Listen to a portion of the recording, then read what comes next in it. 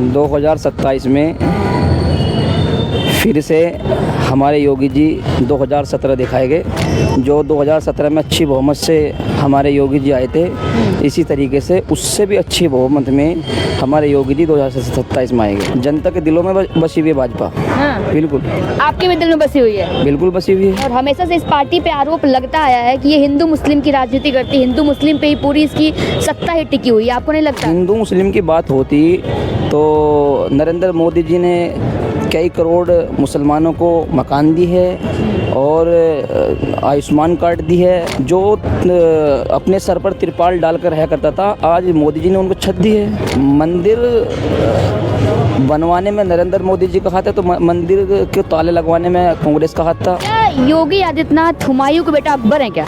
जिस आदमी ने अपने जीवन में संन्यास लिया हो, अपने घराने को भूल गया हो और इतनी कुर्बानी देने के बावजूद उसके बीवी बच्चे ना हो, वो आदमी किसके लायक कर सकता है?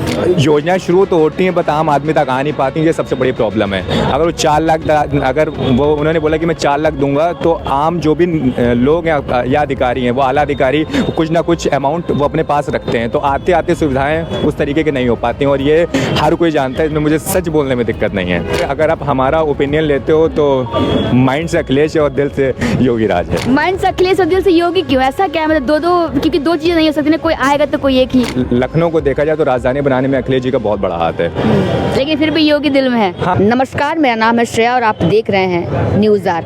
27 इलेक्शन को लेकर के राजनीतिक टहलके में सरगर्मियां तेज हो गई हैं। सभी जो भी पार्टियां हैं अपने अपने एजेंडा को लेकर के सड़कों पर उतर रही हैं, कार्य कर रही हैं कि ताकि 27 के इलेक्शन को अपनी तरफ मोड़ा जाए। इसी मुद्दे को लेकर के हम यहाँ ग्राउंड पे आ चुके हैं, लोगों से जानने की आखिरकार लोग क्या मानते हैं, 27 में क्या कुछ उठापटक होने वाला है। सर, क्या नाम है आपका? मेरा नाम तारिक जमाल है। सर, 27 इलेक्शंस आने वाले हैं और सारी जो भी पार्टियां हैं पूरी तरीके से अपनी तैयारियों में लग चुकी हैं कि जो मेरी सत्ता आ जाए या फिर मेरी सत्ता आ जाए, इसके होड़ में सब आगे बढ़ रही हैं। आपको क्या लगता है 27 में किसकी सत्ता पलटने वाली है?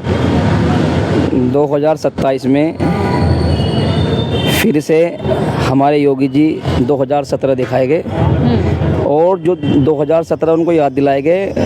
जो 2017 में अच्छी बहुमत से हमारे योगी जी आए थे, इसी तरीके से उससे भी अच्छी बहुमत में हमारे योगी जी 2027 में आएंगे। आपको ऐसा क्यों लगता है? ऐसा क्या कार्य कर रहे हैं कि दोबारा तिबारा जो है इनकी सत्ता आएगी?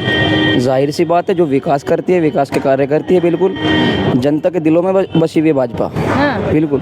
आपके भी दिल में बसी हुई है? बिल्कुल बसी हुई है। क्योंकि आप एक अल्पसंख्यक है और मुस्लिम में, और हमेशा से इस पार्टी पे आरोप लगता आया है कि ये हिंदू मुस्लिम की राजनीति करती है, हिंदू मुस्लिम पे ही पूरी इसकी सत्ता ही टिकी हुई है। आपको नहीं लगता ऐसा कुछ?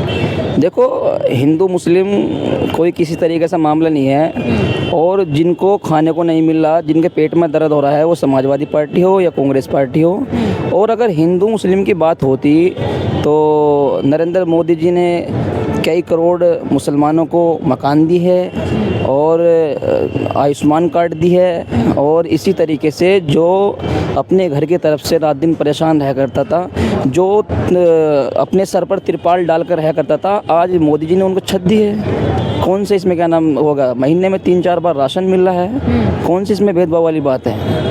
बिल्कुल। बुलडोजर एक्शन की अगर हम बात करें तो योगी आदित्यनाथ जो है बुलडोजर बाबा के नाम से ही फेमस है और कहीं न कहीं इस बुलडोजर की वजह से इनके ऊपर आरोप भी लगते हैं कि अगर कहीं बुलडोजर चलता है तो ज़्यादातर देखने को मिला है कोई ना कोई अल्पसंख्यक मुस्लिम समाज का व्यक्ति अगर है तो उसके ऊपर बुलडोजर जल्दी चलता है। आपको लगता है क्या ऐसा?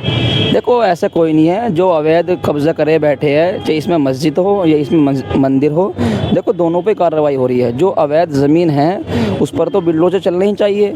जाहिर सी बात है, सरकार की ज़मीन पर आपने अवैध कब्जा करा बैठा। हालांकि ये चीज़ 2017 से पहले होना चाहिए थी और पार्टियों की पहले जो और पार्टी थी, पहले समाजवादी पार्टी थी, उनकी सरकार में हो जानी चाहिए थी, जो सरकार अब कर रही है। बिल्कुल। बात अगर हम राम मंदिर की करें तो हम कुछ दिन पहले वहाँ पे गए हुए थे, वहाँ के कुछ मुस्लिम समुदाय से बातचीत की। आज भी लोग राम मंदिर का बहुत बड़े पैमाने पे विरोध करते हैं, कहते हैं कि हमारी जो मस्जिद थी वो गलती से मतलब बिना मतलब का तोड़ दिया गया, ये सरकार का जो वर्चस्व दिखाया गया कहीं ना कहीं। तो आप मानते हैं क्या इस चीज़ को? देखो, मस्जिद या मंदिर एक इबादत की जगह है, एक धार्मिक चीज़ है। अगर मंदिर बनवाने में नरेंद्र मोदी जी का हाथ है, तो मंदिर के ताले लगवाने में कांग्रेस का हाथ था। और कोई भी काम हो, सामाजिक काम हो, उसमें नमाज नहीं हो रही तो उसमें आज पूजा तो हो रही है, कोई तो चीज़ रहनी चाहिए। जाहिर सी बात है, अगर मस्जिद की बात आई है तो मस्जिद और पड़ी है, उन्हें आबाद कर ले लोग। इस तरीके से किसी मुसलमान ने कोई ऑप्शन नहीं उठाया, जो कोर्ट का फैसला था सब मुसलमान उस पर सहमत हैं। बंगाल में एक मस्जिद बन रही है, 6 दिसंबर को उसका इनॉग्रेशन हुआ था। हुमायूं कबीर जो कि टीएमसी के निष्कासित विधायक हैं, उनके द्वारा उसका इनॉग्रेशन किया गया था। और उस मस्जिद का नाम भी, जो बाबरी मस्जिद टूटी, उसके नाम पे ही रखा जा रहा है। आपको क्या लगता है, क्या फिर से बाबरी, एक नई बाबरी का निर्माण कितना हद तक ठीक है?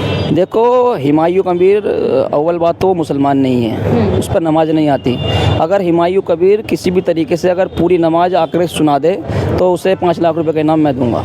अगर हुमायूं कबीर अगर अपनी नमाज सुना दे, कोई ये सिर्फ राजनीति है इस तरह। और अगर उसे नाम रखना था तो अल्लाह के नाम पर नाम रखिए, किसी सहाबी के नाम पर नाम रखिए, किसी खलीफा के नाम पर नाम रखिए।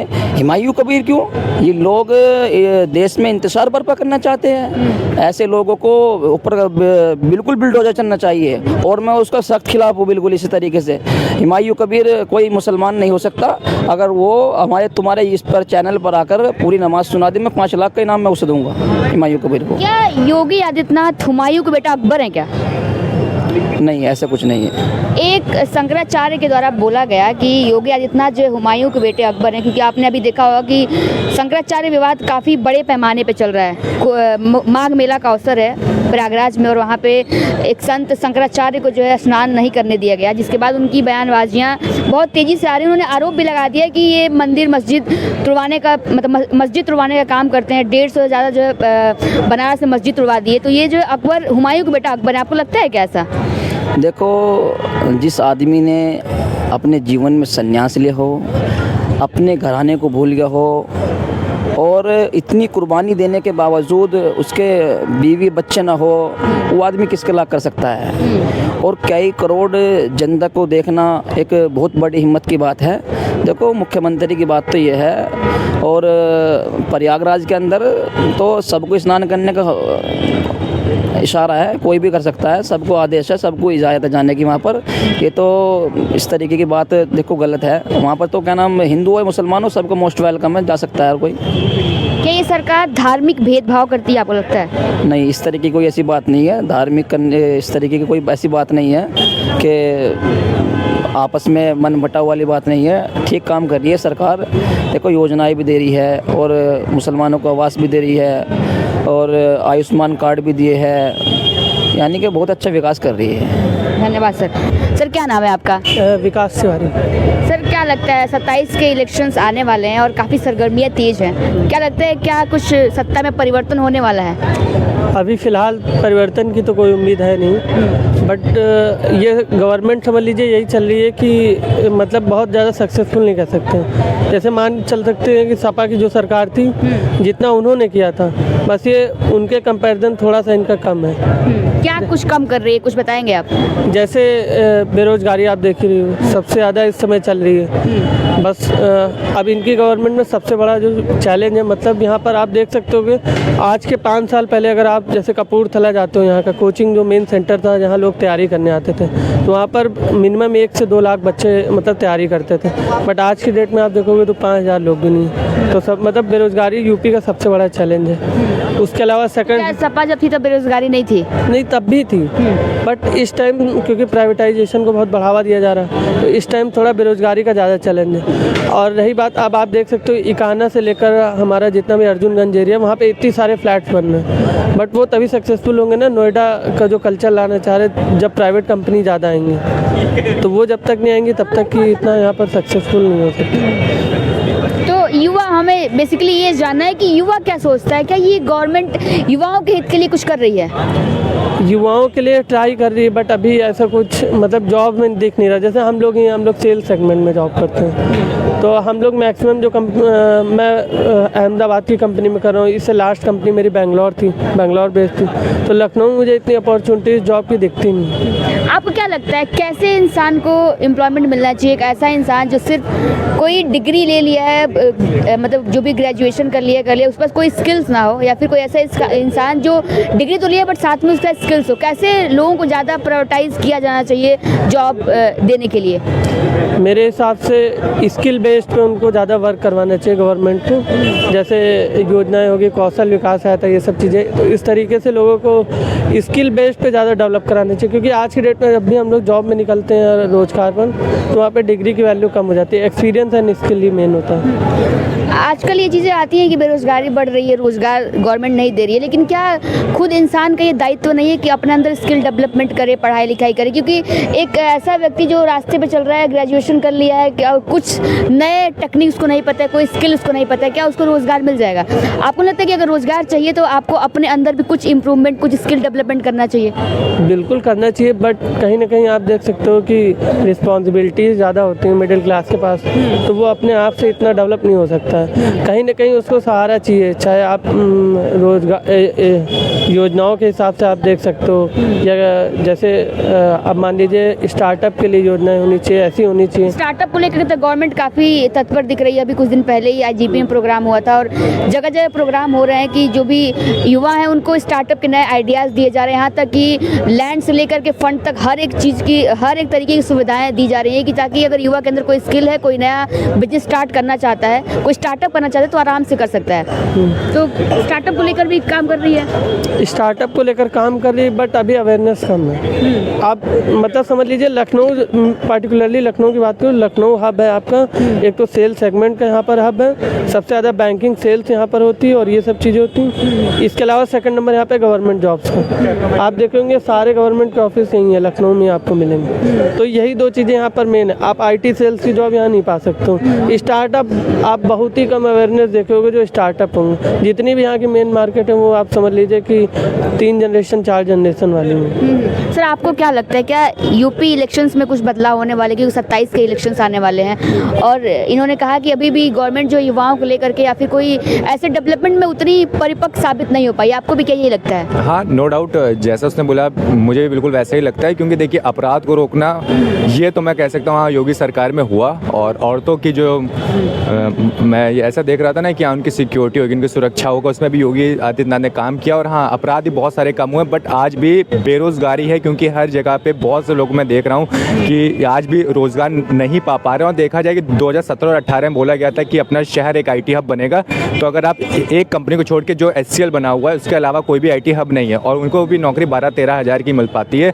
उससे अच्छे यहाँ पे मुझे नहीं समझ में आता कि यहाँ पे इस तरीका कुछ होने वाला है। आपने कहा कि गुंडा राज खत्म हो रहा है। हाँ, ऑलमोस्ट ख़त्म हो चुका है। और आज भी ऐसा शहर लखनऊ है जहाँ पे औरतें रात में 12 या 1 बजे अपनी मतलब अच्छे से निकल सकती है, उनका कुछ भी ऐसा नहीं हो सकता। इनका कहना भी है कि अगर औरतों के खिलाफ कुछ होता है, कोई आपत्तिजनक टिप्पणी या फिर ऐसा कुछ होता है, तो अगले चौराहे पर यमराज खड़ा है। मतलब कि पूरी तरीके से जो ये गवर्नमेंट तत्पर है कहीं ना कहीं महिला सुरक्षा को लेकर के। हाँ बिल्कुल बिल्कुल, ऐसा तो मुझे भी ऐसा मुझे भी फील होता है, सेफ भी लगता है। और बाकी जो लोग भी बाहर से आते हैं वो खुद को भी सेव करते हैं और होपफुली आप भी अपने आप को सेव करते होगे लखनऊ में। 27 इलेक्शन को लेकर क्या सरगर्मियाँ, क्या लगता है, क्या अगर काम की बेस पे अगर हम बात करें तो क्या लगता है ये गवर्नमेंट दोबारा रिपीट हो पाएगी?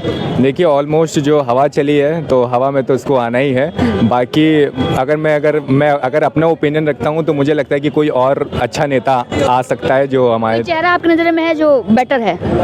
देखिए हवा तो इस समाजवादी पार्टी और भाजपा की है। तो जब मैं छोटा था तो इस समय अखिलेश यादव जी थे, तो उनका मैंने सिर्फ ये देखा कि हाँ अच्छा मतलब काम किया लखनऊ में। बट अभी मैं योगी आदित्यनाथ के साथ जाऊंगा क्योंकि 80% लोग उन्हीं के साथ जाते हैं। क्योंकि सर अभी भी ऐसा आरोप लग रहा है कि कोई भी नेता विपक्ष जो है कोई स्ट्रांग विपक्ष नहीं है कि जो कि बीजेपी को एक अच्छे बड़े पैमाने पे टक्कर दे पाए। आप भी मानते हैं क्या? हाँ मैं भी मानता हूँ, क्योंकि अभी मैं ये सोचता हूँ कि जो भी चल रहा है जैसे चल रहा है वो चलाया जाए।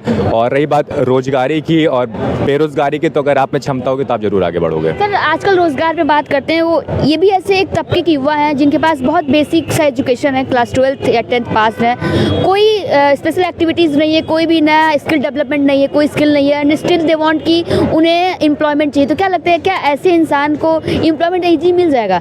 अब आप करोगे कि लेबर वर्क ही आप कर सकते हो, आप चाहोगे कि अच्छी नौकरी मिल जाए तो नहीं मिल पाएगी ना, क्योंकि आपको स्किल नहीं है। देखिए सीधी बात अगर मान के चलिए कि अगर हम भी मिलता अगर मान के चलिए कि अगर हम अपनी बात लेते हैं तो अभी तक मैंने 3 से 4 कंपनी में काम की, तो कोई भी कंपनी लखनऊ की नहीं थी। ठीक है, अगर मैं लखनऊ की मान के चलिए अगर मुझे मुझे कोई भी जॉब मिलती है तो एक शॉप में मिलती है, कुछ भी मिलती है जो 12-13 हज़ार वाली होती है। तो आज मैं जितनी भी जॉब कर रहा हूँ वो लखनऊ की बेस कंपनी नहीं है, तो मैं लखनऊ को तो एम्प्लॉयमेंट का हब बिल्कुल नहीं मानता हूँ। और ये बात स्किल की, तो स्किल जब मेरे में अंदर आएगा तो फिर मैं कुछ अपना ही काम करूँगा। तो हालांकि जो मेरा ये देखिए, सरकार बनना अलग है और एम्प्लॉयमेंट आना अलग है, क्योंकि जाहिर सी बात है 8 से 9 हज़ार में खर्चा तो नहीं चलने वाला। आजकल स्टार्टअप को लेकर भी काफ़ी गवर्नमेंट एक्टिव है और देखने को मिलता है कि अगर आपके पास नए आइडियाज़ हैं कुछ, और आजकल का जो युवा है और कुछ तबका है जो स्टार्टअप को लेकर काफ़ी एक्टिव भी दिख रहा है। लोग अपना किसी के अंडर में नौकरी करने से बेटर चाहते हैं कि हम खुद का एक स्टार्टअप करें और खुद के मालिक बने। और स्टार्टअप को लेकर ये गवर्नमेंट भी काफ़ी तत्पर दिख रही है, क्योंकि अभी कुछ ना कुछ योजनाएं आ रही हैं। अभी कुछ दिन पहले हम एक कवर करने गए थे, वहाँ पे था कि अगर आपको लैंड से लेकर के एक्सेसरीज से लेकर जो भी हेल्प चाहिए गवर्नमेंट के द्वारा आपको दिया जाएगा। आप अपने इनोवेटिव आइडिया लेकर आइए और अपने स्टार्टअप स्टार्ट करिए। मैम इस चीज़ को मैं एग्री करता हूँ, लेकिन प्रॉब्लम यही होती है ना कि योजनाएं बहुत लागू होती हैं और इम्प्लीमेंट नहीं हो पाती, क्योंकि आप भी जानते हो कि हर चीज़ में ये जो कमीशन है, ठीक, वाइट कॉलर जो अपराध कहते हैं वो है। तो योजनाएं शुरू तो होती हैं बट आम आदमी तक आ नहीं पाती, ये सबसे बड़ी प्रॉब्लम है। अगर वो 4 लाख, अगर वो उन्होंने बोला कि मैं 4 लाख दूंगा, तो आम जो भी लोग हैं या अधिकारी हैं, वो आला अधिकारी कुछ ना कुछ अमाउंट वो अपने पास रखते हैं, तो आते आते सुविधाएं उस तरीके की नहीं हो पाती हैं, और ये हर कोई जानता है। इसमें मुझे सच बोलने में दिक्कत नहीं है। मुझे आखिरी मेरा सवाल ये है, मुझे ये जानना है कि इस जो प्रदेश का युवा है किसके साथ है, क्या लगता है उसके नज़र में कौन बेटर गवर्नमेंट है और किसको जो है सत्ता में फिर से आना चाहिए, या फिर जो भी अगर कोई और है तो उसको भी आना चाहिए? ऐसा देखिए होता है ना कि सवेरे का 8 बज रहा और आपने आंखें ऑफ कर ली हो तो अंधेरा तो नहीं हो जाता। तो आप भी जानते हैं कौन आने वाला है, तो इस पर टिप्पणी तो नहीं करूँगा, लेकिन अभी जो जैसे चल रहा है वैसे ही चलने देंगे। और हालांकि मगर अगर आप हमारा ओपिनियन लेते हो तो माइंड से अखिलेश है और दिल से योगी राज है। माइंड से अखिलेश और दिल से योगी क्यों? ऐसा क्या है? मतलब दो क्योंकि दो चीज़ें नहीं हो सकती ना, कोई आएगा तो कोई एक ही। क्योंकि बात है कि अगर मैं इस शहर में रहता हूँ, मैं किसी और शहर की जिम्मेदारी तो नहीं लेता हूँ, बट हाँ, अगर लखनऊ को देखा जाए तो राजधानी बनाने में अखिलेश जी का बहुत बड़ा हाथ है। लेकिन फिर भी योगी दिल में है। हाँ, क्योंकि उन्होंने मतलब कि कुछ ओपिनियन, मतलब कि उन्होंने कुछ ऐसे मतलब कि स्टेप्स उठाए जैसे आप, हाँ, उस पर कंट्रोल हुआ है। बाकी जो रात में 12:30-1 बजे जैसे मैंने बोला था कि औरतें सेफ़ हैं, हालांकि औरतें सेफ़ हैं 80% सेफ़ है ये तो नहीं कहते, हालांकि हर किसी का नज़रिया होता है, हमारे हिसाब से सेफ लिए जा रहे हैं। हाँ, तो उसका कोई इशू नहीं, हालांकि बस इसलिए मैंने बोला कि 2 चीज़ें हैं, बट आप भी जानते हो कौन आने वाला है। धन्यवाद sir. Thank you so much.